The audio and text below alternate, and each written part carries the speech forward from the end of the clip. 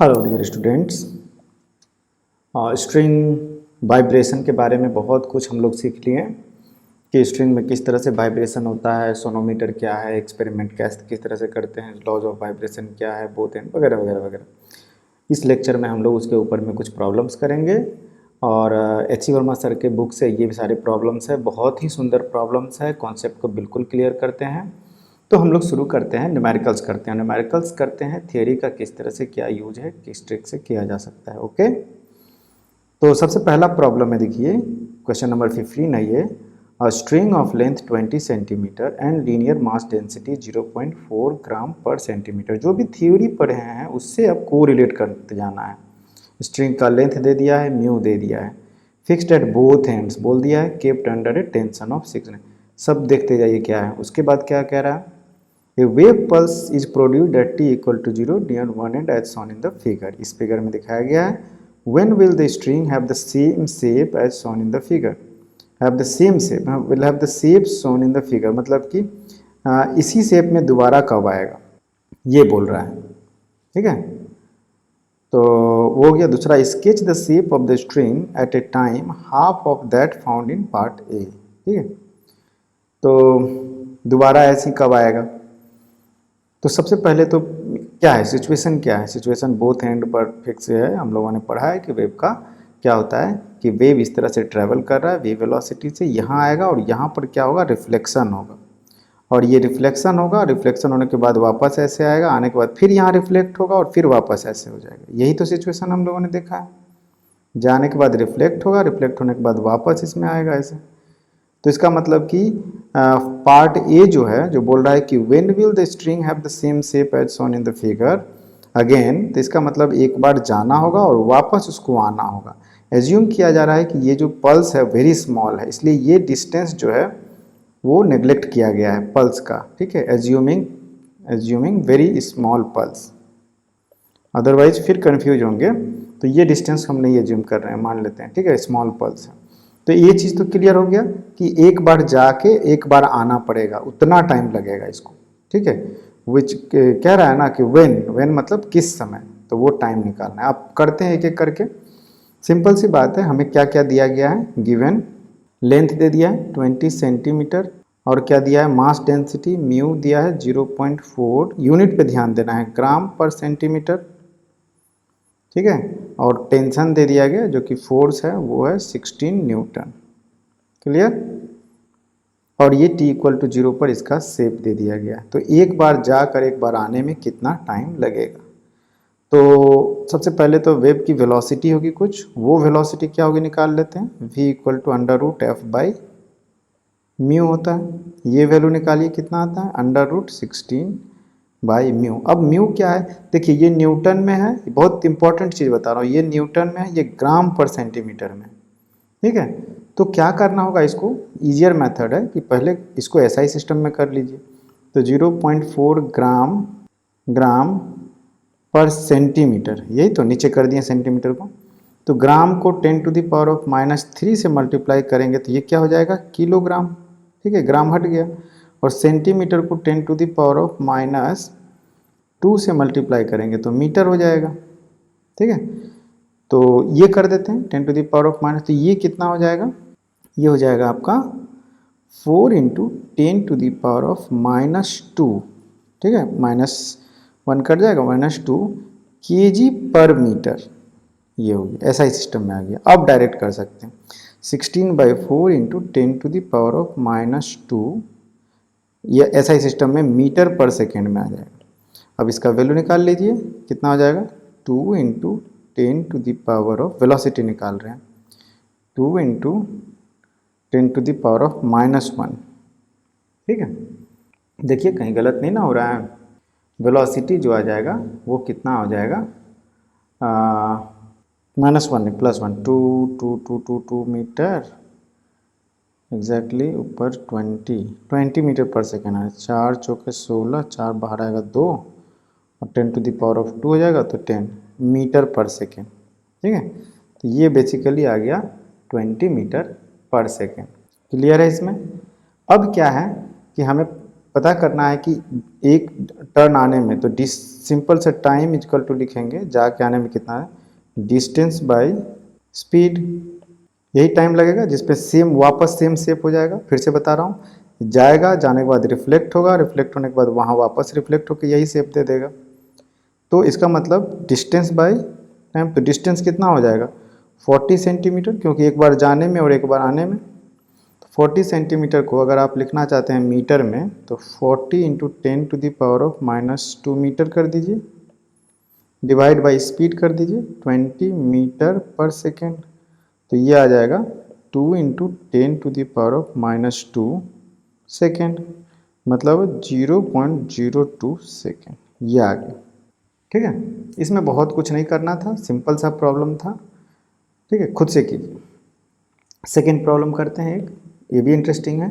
2 blocks each having a mass of 3.2 kilogram, ये दोनों block दे दिया गया है, कनेक्ट कर दिया गया है शोन इन द फिगर।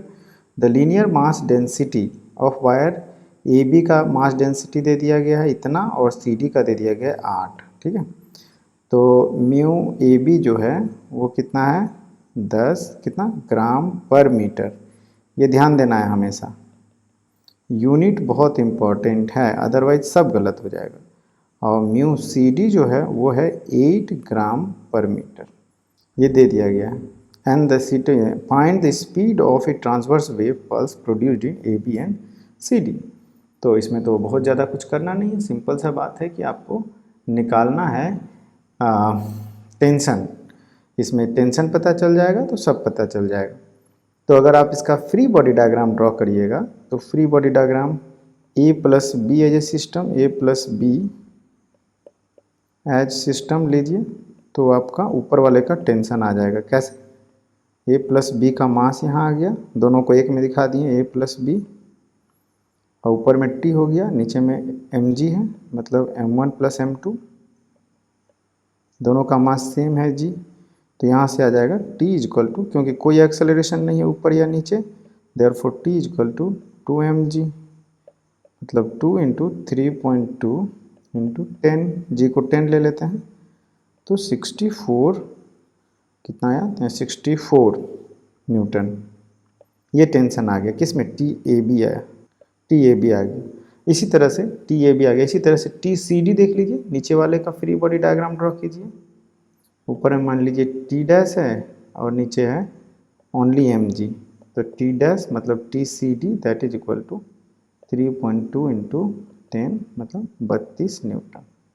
ठीक है, जी का value let G equal to 10 माने हुए हैं। ठीक है, अब इंटरेस्टिंग चीज़ है, दोनों का टेंशन पता चल गया, दोनों में स्पीड चाहिए, तो म्यू का वैल्यू, तो म्यू ए बी है वो जो है 10 ग्राम पर मीटर। लिखने का तरीका देखिए, तो ग्राम को 10⁻⁻³ से कर दिए तो केजी हो गया, अब मीटर को 10⁻⁻² से कर दिए तो ये सॉरी से मीटर तो मीटर ही है, कुछ नहीं करना है।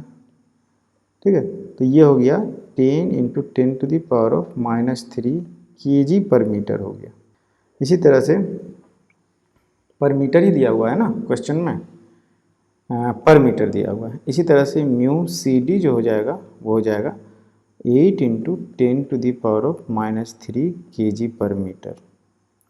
अब वैल्यू पुट कर देना है सिंपल सी, तो v जो होगा ए बी में वो क्या हो जाएगा, √t बाई म्यू, मतलब 64/μ, मतलब 10। ए बी में कितना है, ए बी में 10 है, 10 इंटू 10⁻³ ऊपर चला जाएगा। ठीक है, तो 10⁻², इसका मतलब कितना होगा, 8 हो जाएगा स्क्वायर, 8 टू 80 हो जा रहा है यहाँ पे, 80 metre per second A B में। ठीक है, 80 मीटर पर सेकेंड। और वी सी डी कितना हो जाएगा, वी सी डी जो हो जाएगा, यहाँ से ऐसे पहले किए हैं, कंफ्यूज नहीं होना है। उसके बाद वी सी डी कितना हो जाएगा, √32 इंटू 10⁻³ तो ये कितना हो जाएगा, 2 इंटू 10⁻³ मतलब 20 ध्यान से देखिए इसको करके, तो 10 आएगा। ठीक है, तो ये अप्रॉक्सीमेटली इसका वैल्यू आ जाता है आपका 63 मीटर पर सेकेंड। कैलकुलेशन ध्यान दीजिए, √10 का वैल्यू 3.16 अप्रॉक्सीमेटली होता है। ठीक, तो ये क्या हो गया आपका प्रॉब्लम, ये भी बिल्कुल क्लियर है। देखिए सारे प्रॉब्लम से हम फॉर्मूला कॉन्सेप्ट समझते रहिए कि कैसे यूज कर रहे हैं, अप्रोच क्या है। इसको देखिए सोज टू ये फिगर दिखा रहा है टू वेव पल्सेस, एक वेव पल्स ये है, एक वेव पल्स ये है, travelling on a string in opposite direction with same wave. ये वेव है, ये वेव है, क्लियर है। अब इसमें क्वेश्चन क्या है, देखिए दो वेव पल्स है, क्वेश्चन इसमें होना क्या है कि दो स्पीड दे दिया गया है, t इक्वल टू 0 पे दिखाया गया है ये, ठीक है, एंड स्पीड दे दिया गया है आपको, क्वेश्चन इनकम्प्लीट है। स्पीड इक्वल टू है 50 सेंटीमीटर पर सेकेंड, ये वेव का स्पीड दे दिया गया। और क्वेश्चन है sketch the shape of the string at t equal to 4 millisecond, ठीक है, ये mm है, ये mm है, मिली सेकेंड। उसके बाद है आपको 6 मिली सेकेंड, 8 मिली सेकेंड और 12 मिली सेकेंड, ये चारों टाइम पर इसका शेप क्या होगा ये पूछा गया। और ये बहुत इंटरेस्टिंग प्रॉब्लम है, ठीक है, बहुत इंटरेस्टिंग, वेव के कॉन्सेप्ट को बिल्कुल क्लियर कर देगा ये। तो इसको कैसे किया जाए, देखिए करते हैं इसको। सबसे पहले क्या करते हैं, वेव की वेलोसिटी जो दी गई है कितनी है, ये है 50 सेंटीमीटर पर सेकेंड, ये ध्यान दीजिए 50 सेंटीमीटर पर सेकेंड आपको वेव स्पीड दे दिया गया, ठीक है। तो ये निकालिए कि इसका 4 सेकेंड में ये कितना जाएगा, कितना दूरी तय करेगा, 4 सेकेंड में निकालते हैं, ठीक है। तो लिखते हैं डिस्टेंस इक्वल टू, सॉल्यूशन यहाँ है, distance equal to velocity into time, मतलब 50 सेंटीमीटर पर सेकेंड इनटू टाइम कितना, 4 इंटू 10⁻³ सेकेंड। तो सेकेंड करते गया तो 4 क्या था, मिली सेकेंड था, सेंटीमीटर है, तो ये जो आएगा अभी सेंटीमीटर में आएगा, इसको mm में करना होगा तो 10⁻²। तो ये देखिए 5 चौके 20, 200 into 10⁻⁻4 centimetre which is actually equal to 2 millimetre. ये 2 mm आया, 2 mm क्या आया, डिस्टेंस इन 4 सेकेंड, ये है इन 4 मिली सेकेंड, 4 मिली सेकेंड में ये कितना जाएगा ये बता दिया। इसका मतलब 2 मिली सेकेंड में 1 mm जाएगा, therefore in 2 millisecond distance कितना हो जाएगा 1 mm। ये एक मतलब रफली इसका ज़रूरत पड़ेगा। अब इसका शेप ड्रॉ करते हैं और देखते हैं क्या होता है। सबसे पहले एक इसका यही चीज़ जो है ना वो ड्रॉ कर लेते हैं, कैसे ड्रॉ किया जाए, ठीक है। इसमें मार्किंग कर लेते हैं, कहाँ से, 2 से, 2 3 4 5 6 7 8 9 10 11 12 13 14 तक है, ठीक है। तो इसमें जो वेव है उसको दूसरा कलर से ले लेते हैं। तो वेव को दिखाते हैं सबसे पहला 2 और 6 पे, तो 2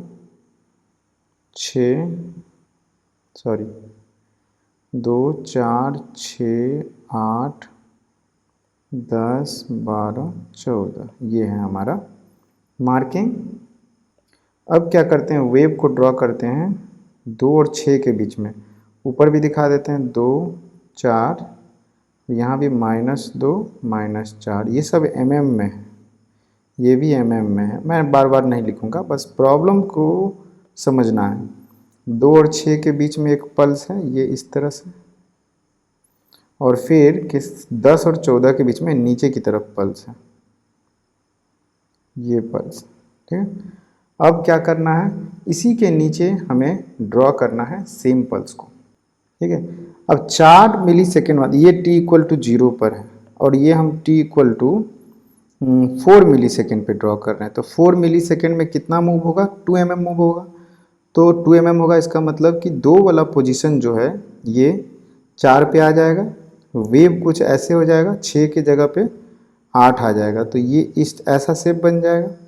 और ये भी 2 mm इस तरफ आ जाएगा। इसका मतलब ये शेप जो हो जाएगा कुछ ऐसा हो जाएगा और नीचे वाला शेप कुछ ऐसा हो जाएगा। 4 मिली सेकेंड पे। तो ड्रॉ किया जाए 4 मिली सेकेंड पे। ये देखिए 2 3 4 5 6 7 8 9 10 11 12 13 14 मान के चलते हैं इसी तरह से। तो 4 और 8 के बीच में ये है 4 5 6 7 8, ये 8 है। तो ये वाला वेव कुछ ऐसे आ गया और इसी तरह नीचे वाला वेव जो है वो 8 के बाद ये 10, ये 12 ऐसे आ गया। ये पोजीशन है अभी t = 4 मिली सेकेंड पे।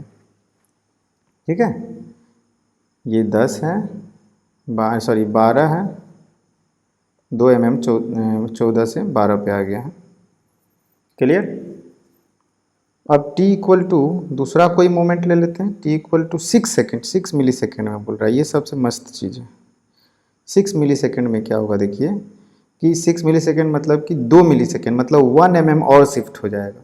तो 1 mm मतलब 5 पर आ जाएगा। तो ये शेप कुछ ऐसे होकर के इधर 1 mm शिफ्ट होगा और ये वाला कर्व जो है ये ऐसे कुछ शिफ्ट होकर के 1 mm ऐसे शिफ्ट होगा। ऐसे 1 मिलीमीटर आगे ये आया, 1 मिलीमीटर इस तरफ ही आया। तो इसका कर्व जो हो जाएगा कुछ इस टाइप से हो जाएगा। ये तो पहले से था। 1 मिलीमीटर हमको बढ़ाना है तो यहाँ, और 1 मिलीमीटर इधर भी बढ़ाना है। तो 1 मिलीमीटर में बढ़ा रहा हूँ, लेकिन डॉट से अभी दिखा रहा हूँ क्योंकि हमें यहाँ पे कुछ सीखना है। ठीक है, 1 मिलीमीटर ये यहाँ। ठीक है, तो 1 मिलीमीटर क्यों ऐसे किए हम, ये देखिए 1 12 11 पे आ गया। ठीक है, और ये कितना पे है, 8 पे था तो 7 पे आ जाएगा। ये 7 पे, ये यहाँ 7 पे।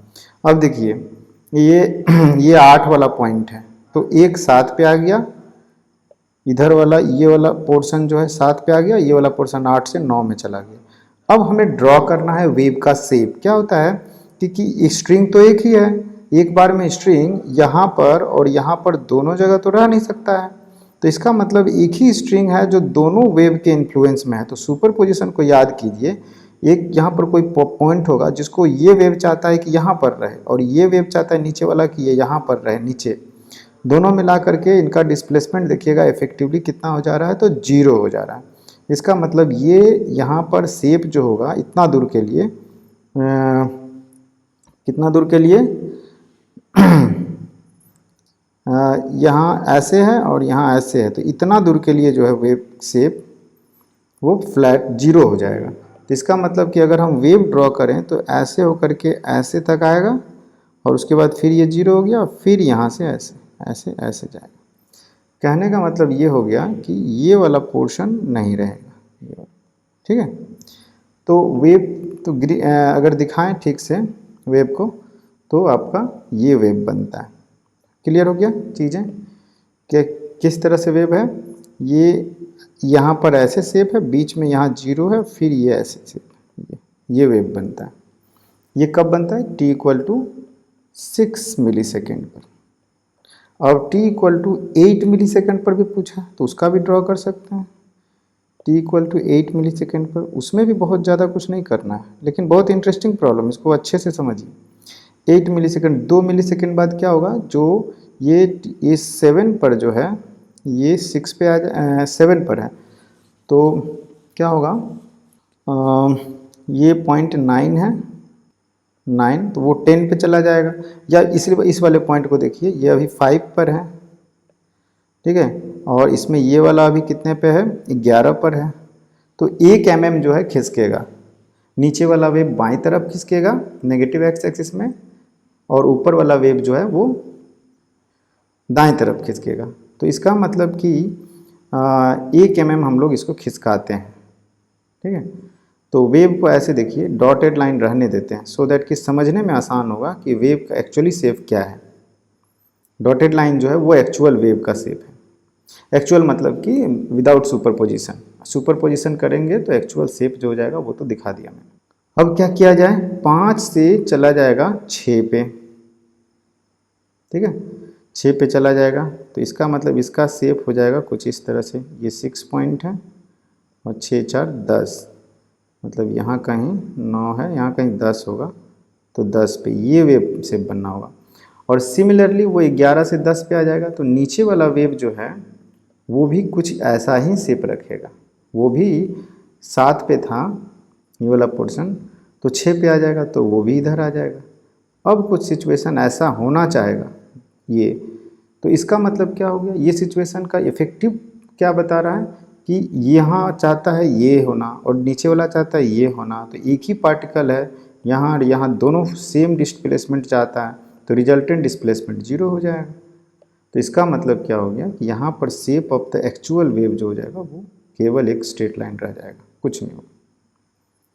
अब t इक्वल टू 12 पे देखिए क्या होगा, 4 इसके 4 ये बाद, ठीक है, यहाँ पर कुछ नहीं होगा, एक्चुअल में शेप जो है 0 हो जाना चाहिए, ठीक। उसके बाद 12 सेकेंड पे देखा जाए, 12 सेकेंड मतलब 4 मिली सेकेंड, 4 मिली सेकेंड और लेगा, तो 4 मिली और सेकेंड मतलब कि 2 mm और मूव कर जाएगा। तो 2 mm और मूव कराते हैं, देखते हैं क्या होता है। 2 mm ये मूव करेगा इधर, नीचे वाला 2 mm इधर शिफ्ट होगा और ऊपर वाला 2 mm इधर शिफ्ट होगा। इसका मतलब अब दोनों एक पॉइंट पर कहीं नहीं रहेगा, ठीक है। तो जगह नहीं है, मैं छोटे से में दिखा देता हूँ, ठीक है। नेक्स्ट पेज ले लेते हैं, तो इसी के जस्ट नीचे दिखाते हैं क्या, ये कितने पर था, t equal to 8 millisecond पर है, और t equal to 12 millisecond पर जो हो जाएगा वो क्या हो जाएगा, अभी क्या है, ये है क्या क्या पॉइंट्स था, 5 6, ये 6 है और ये 10 है, 8 मिली सेकेंड में 1 mm, 11 से 10 पे आ गया, ठीक है। 6 और 10 है, तो ये पॉइंट 10 है, ये 6 है, इसका मतलब 7 है, 8 है और ये 9 पॉइंट है। अब क्या होगा कि 6 से बाकी 2 और कितना, 4 मिली सेकेंड, 4 मिली सेकेंड में ये 6 वाला पॉइंट नीचे वाला अगर देखें तो 4 पे आ जाएगा, ठीक है, और 10 वाला 8 पे आ जाएगा। मतलब क्या हो जाएगा कि नीचे वाला शेप कुछ ऐसे आ जाएगा ये, और ऊपर वाला जो हो जाए 6 से 8 पे चला जाएगा, ऐसे हो जाएगा, और 10 से कितना हो जाएगा, 12। इसका मतलब ये 8 है, 8 4 12 है, ये 8 है, ये 4 है, ये शेप हो जाएगा। अब ये वेव इधर जा रहा है, ये वेव अपना इधर जा रहा है, इसमें ये वेव इधर जा रहा था, ये वेव इधर जाता है, लेकिन डॉटेड लाइन से है दिखाने के लिए, क्योंकि वेव का एक्चुअल शेप ये है। इसमें क्लियर हो गया ये t इक्वल टू, ये है आपका t equal to 8 second, 8 millisecond sorry. तो ये प्रॉब्लम भी बहुत इंटरेस्टिंग है और वेव के कॉन्सेप्ट को क्लियर करता है आपके, क्लियर।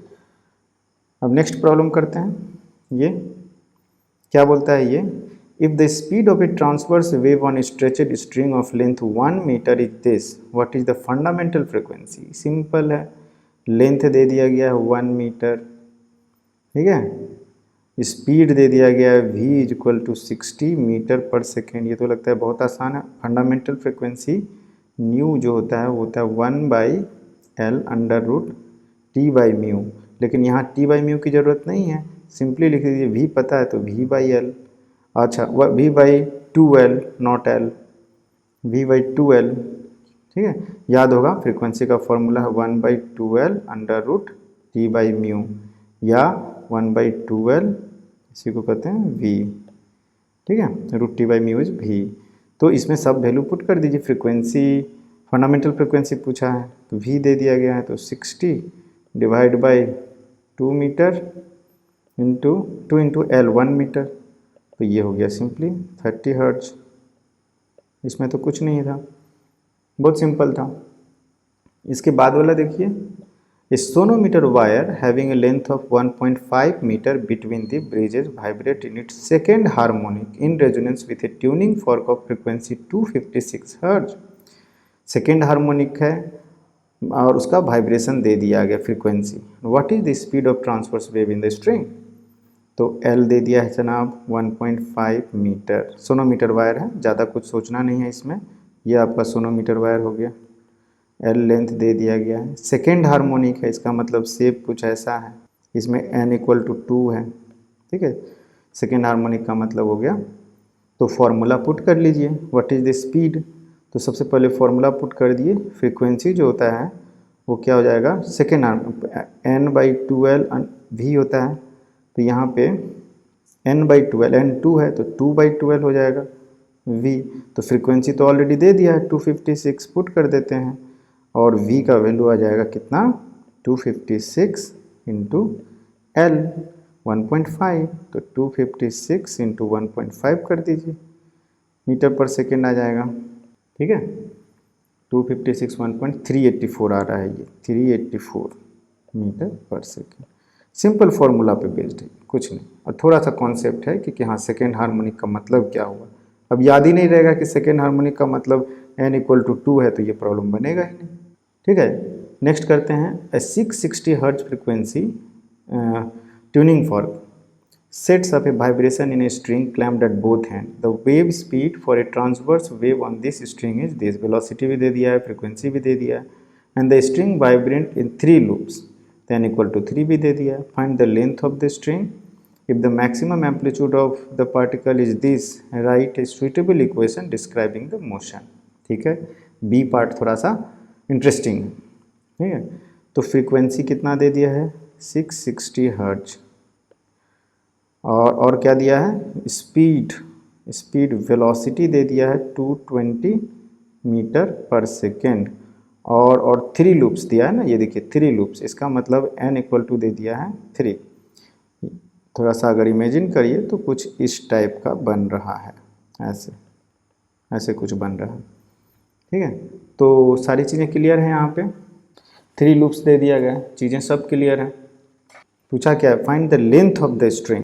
तो फ्रीक्वेंसी का फॉर्मूला होता है frequency v equal to n v by velocity by 2l, और n इक्वल टू 3 है, ठीक है। इफ़ n इक्वल टू 3 तो फ्रीक्वेंसी क्या हो जाएगा, 3v बाई 2l, और l दिया हुआ है, नहीं l दिया नहीं है, l पता करना है, वेलोसिटी दिया हुआ है, फ्रीक्वेंसी दिया हुआ है। तो L इक्वल टू यहाँ से आ गया, L equal to 3v by 2 nu, तो 3 इंटू 220 बाई 2 इंटू 660। तो ये 3 टाइम्स 3 कट गया, ये आ गया आपका 1/2 मीटर। L इक्वल टू, क्योंकि यूनिट देखिए सब मीटर में है, SI में है, कहीं कुछ गड़बड़ नहीं ना है, नहीं। तो ये मीटर में आया, इसका मतलब हो गया, ये आ गया 50 सेंटीमीटर, 50 सेंटीमीटर इसका आ गया, ठीक। अब दूसरा पार्ट बोलता है, लेंथ हो गया, दूसरा पार्ट बोलता है if the maximum amplitude of the particle is this, right suitable equation describing the motion. तो स्टैंडिंग वेव का इक्वेशन क्या होता है आपको पता है, y इक्वल टू, याद कीजिए, 2a cos kx sin omega t। अब ये नहीं याद होगा तो इक्वेशन आप लिख नहीं पाइएगा। तो मैक्सिमम एम्पलीट्यूड दे दिया गया है, मैक्सिमम एम्पलीट्यूड मतलब इसका वैल्यू दे दिया गया, ये वैल्यू होता है 2a cos के एक्स का वैल्यू तो 1 होता है मैक्सिमम, तो 2a का वैल्यू दे दिया गया, ठीक है। तो 2a जो है दैट इज इक्वल टू कितना है, 0.5 सेंटीमीटर। तो a का 0.5 सेंटीमीटर, ठीक है। तो और क्या निकालना होगा, के और ओमेगा का वैल्यू। तो ओमेगा जो हो जाएगा वो हो जाएगा 2 पाई न्यू। तो न्यू हमें पता है कितना, 660 इंटू 2 पाई कर दीजिए, तो 2 पाई 660 कितना हो जाएगा, 1320 पाई, ये ओमेगा का वैल्यू आ गया। तो ये चीज़ मिल गया, के का वैल्यू जाना है, के इक्वल टू कितना होगा, 2 पाई बाई लैम्डा, ठीक है। 2 पाई बाई लैम्डा होगा के, या एक और होता है ओमेगा बाई भी, एनी भी 2 पाई बाई लैम्डा कर लीजिए, बहुत तरीका निकालने का के। और lambda lambda lambda lambda 3 lambda by 2 जो है, ध्यान से देखिए, यहाँ से मिलेगा आपको इस वाले से, 3 लैम्डा बाई 2 जो है वो किसके बराबर है, 1 lambda by 2 3 equal to length है। तो लैम्डा इक्वल टू कितना हो गया, 2/3 टाइम्स लेंथ, ठीक है। लेंथ कितना निकला है, 50.5 लैम्डा, सेंटीमीटर में कहिएगा तो 50। ठीक है। तो इसका मतलब लैम्डा आया है 2/3 इंटू 50 सेंटीमीटर, मतलब कि 100/3 सेंटीमीटर आया है लैम्डा। ठीक, 100/3 सेंटीमीटर आया। तो अब भी इसका हम लोग लिख सकते हैं इक्वेशन, सबका पता चल गया है 2a। तो y इक्वल टू, इक्वेशन क्या हो जाएगा, y equal to 0.5 centimetre cos की एक्स, मतलब 2π/λ। तो 2π/λ, लैम्डा कितना है 100/3 सेंटीमीटर इंटू एक्स। ठीक है, इंटू क्या लिखेंगे, साइन ओमेगा टी। ओमेगा कितना है, ओमेगा आया हमारा 1320 पाई इंटू टी। यही चीज़ हो गया आपका, यही आंसर हो गया, यही इक्वेशन आपका हो गया। थोड़ा सा इसको ढंग से सजा कर लिख देना है। Clear.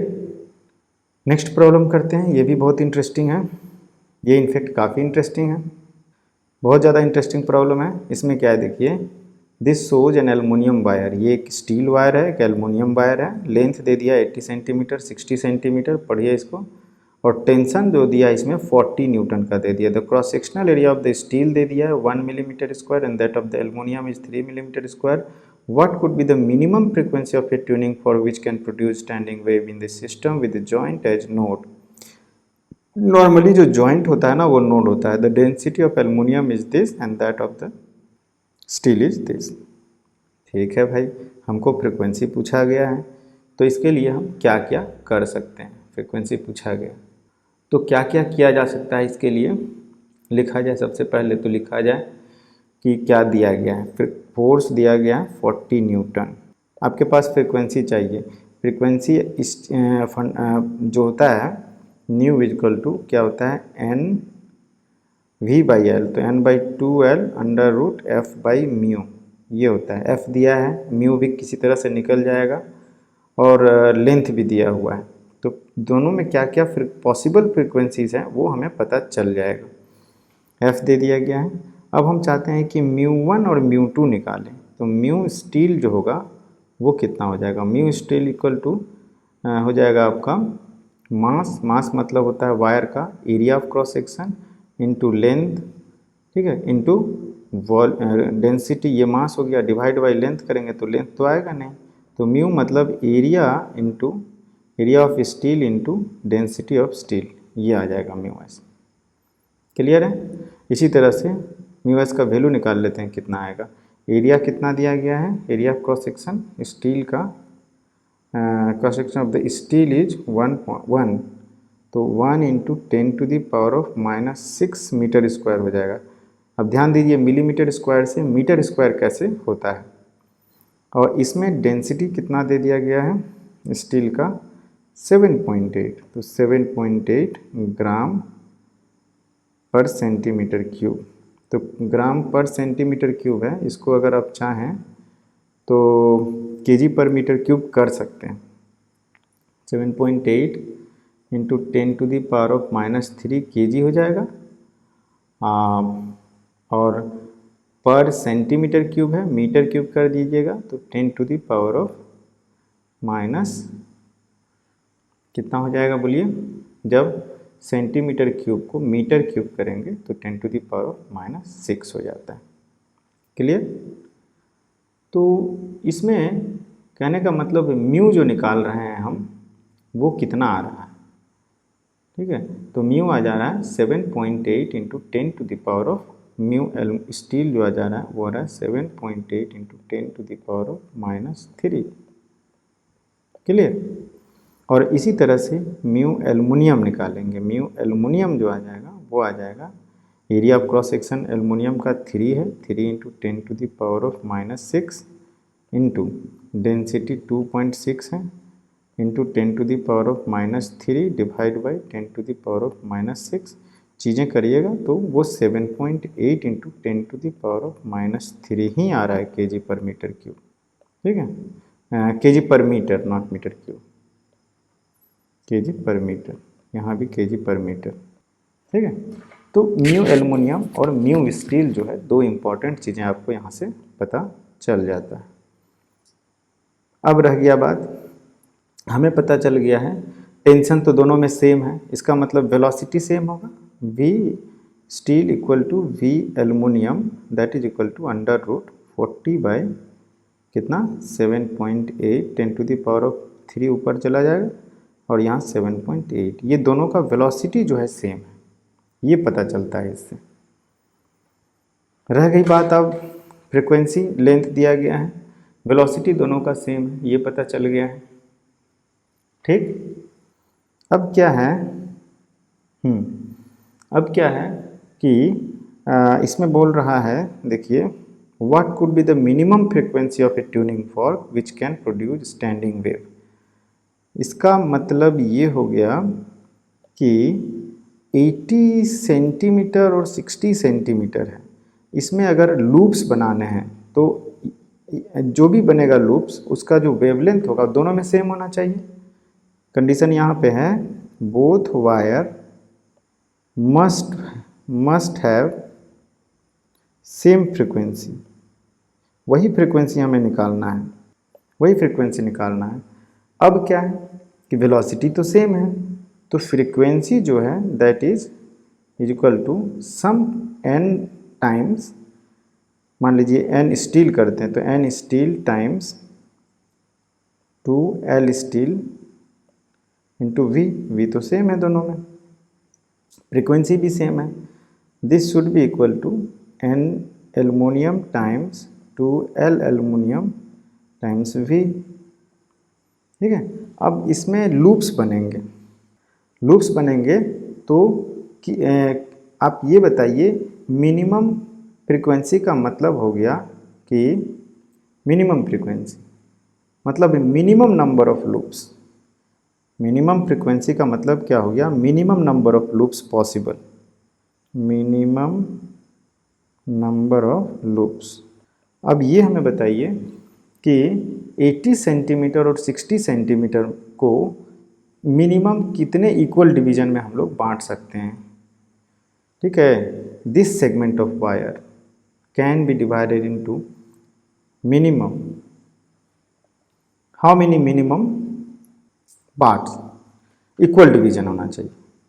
Minimum number of loops मतलब कि नंबर ऑफ डिवीजन मैक्सिमम होना चाहिए, maximum number of division equal maximum number of division, मतलब इसका हो गया कि how to divide both to get equal division, equal number of division. ठीक है, how to divide to get maximum number division. तो इसमें देखिएगा क्या होगा, ये क्या हो जाता है कि 80 और 60 को कितने मैक्सिमम कितने डिवीजन में बांट सकते हैं, तो वो होगा आपका ये रेशियो आएगा आपका 20 सेंटीमीटर का अगर डिवीजन लीजिएगा, उससे ज़्यादा डिवीजन लेकर के आप इक्वल में नहीं बांट सकते हैं। ठीक है, तो 20 सेंटीमीटर का आपको डिवीजन लेना पड़ेगा, तो इसमें 4 इंटू 20 सेंटीमीटर बनेगा, इसमें 3 इंटू 20 सेंटीमीटर, इसका मतलब इसमें 4 20 सेंटीमीटर का लूप बनेगा ऐसे, 1 2 3 4 ऐसे, और इसमें 3 बनेगा 1 2 3। ठीक है, तो इसका मतलब कि λ/2 जो हो जाएगा वो हो जाएगा 20 सेंटीमीटर, जिससे कि लैम्डा हो जाएगा आपका 40 सेंटीमीटर। ठीक है, what could be the minimum frequency, तो मिनिमम फ्रीक्वेंसी मतलब क्या हो गया, लैम्डा पता चल गया, तो न्यू इक्वल टू कितना हो जाएगा V/λ, और V हमें यहाँ से पता चल जाएगा, √T/μ करिएगा तो भी पता चल जाएगा, वैल्यू पुट कर दीजिए और देखिए कितना आ रहा है, वो आपका फ्रीक्वेंसी आ जाएगा। क्लियर है ये प्रॉब्लम। नेक्स्ट प्रॉब्लम करते हैं ये, the equation for the vibration of a string fixed at both end vibrating in its third harmonic is given by this. Third harmonic में what is the frequency of vibration, what are the positions of the nodes, what is the length of the string and what is the wavelength and the speed of two traveling wave that can interfere to give this vibration। very good, equation तो दे ही दिया गया है, तो what is the frequency of vibration, तो बहुत आसान है, frequency यहाँ से मिल जाएगा क्योंकि ये ओमेगा टी का एक्सप्रेशन है, तो ओमेगा इक्वल टू दे दिया गया है 600 पाई, इसको हम लोग लिख सकते हैं 2 पाई न्यू, तो 2 पाई न्यू, पाई पाई कैंसिल हो गया, न्यू इक्वल टू आ गया 300 हर्ट्ज। एक नंबर तो हो गया ऐसे ही सॉल्व। दूसरा number, what are the position of nodes. तो जाहिर सी बात है इसमें दिया गया है what are the positions of nodes. Third harmonic में वाइब्रेट हो रहा है फ्रीक्वेंसी, ठीक है, थर्ड हार्मोनिक में। तो थर्ड हार्मोनिक में वाइब्रेट हो रहा है, एल आपको निकालना है सबसे पहले।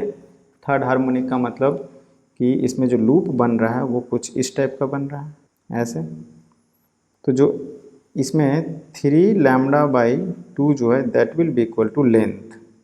तो यहाँ से एक तो लैम्डा पता चलना चाहिए, तो यहाँ से आपको लैम्डा पता चलेगा। क्यों?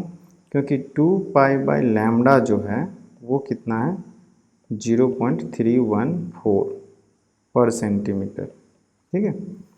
तो लैम्डा जो हो जाएगा वो हो जाएगा 2 पाई बाई कितना 0.314 सेंटीमीटर, जिसको हम लोग लिख सकते हैं 2 पाई बाई यहाँ पर पाई बाई 10 सेंटीमीटर, और ये आ जाएगा आपका 20 सेंटीमीटर।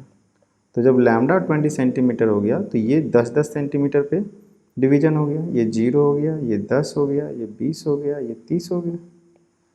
तो position, what are the length of the string, what is the length of the string, length of the string कितना हो गया 30 सेंटीमीटर। तो बी पार्ट सी पार्ट हो गया ये।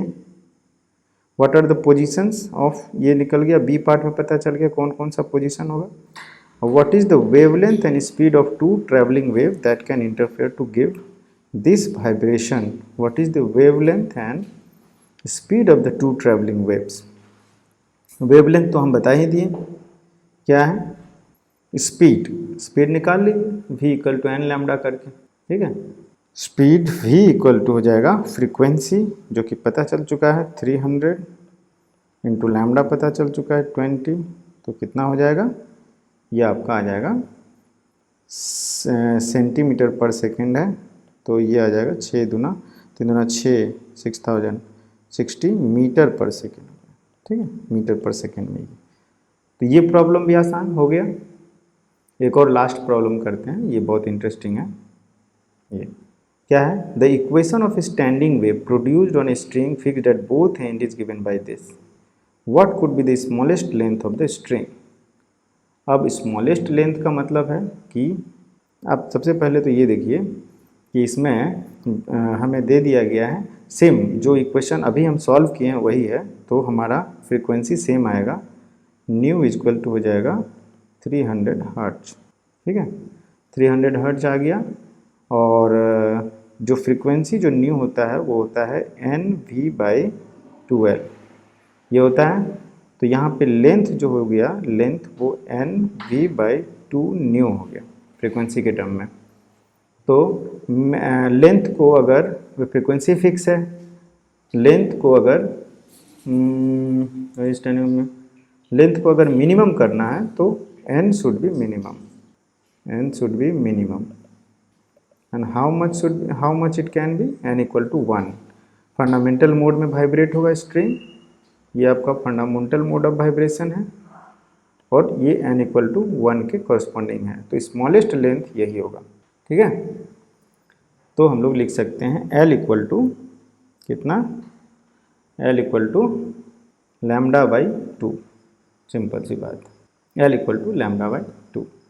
और बिकॉज हमें लैम्डा दे दिया गया है, λ/2 2 पाई बाई लैम्डा दे दिया गया है यहाँ पर, इससे निकल जाएगा आपका, इससे 2 pi by lambda equal to कितना दिया है 0.314 पर सेंटीमीटर। तो अभी अभी निकाले थे, लैम्डा का वैल्यू यहाँ से आया था हमें कैलकुलेट करके 20 सेंटीमीटर, आई थिंक अभी अभी आया था, ये रहा लैम्डा का वैल्यू, यहाँ हम लोग निकाला है 20 सेंटीमीटर, सेम चीज़ है। तो लैम्डा यहाँ पे हो गया 20 सेंटीमीटर, क्लियर है। तो ये कितना हो जाएगा 20 centimetre by 2 that is 10 centimetre, ठीक है। तो minimum length of the string कितना हो गया 10 centimetre, minimum length of the string 10 centimetre, 10 centimetre, clear है। और भी न्यूमेरिकल्स हैं, डिफरेंट प्रॉब्लम्स आप कीजिए, कॉन्सेप्ट और क्लियर होगा। Okay, thank you.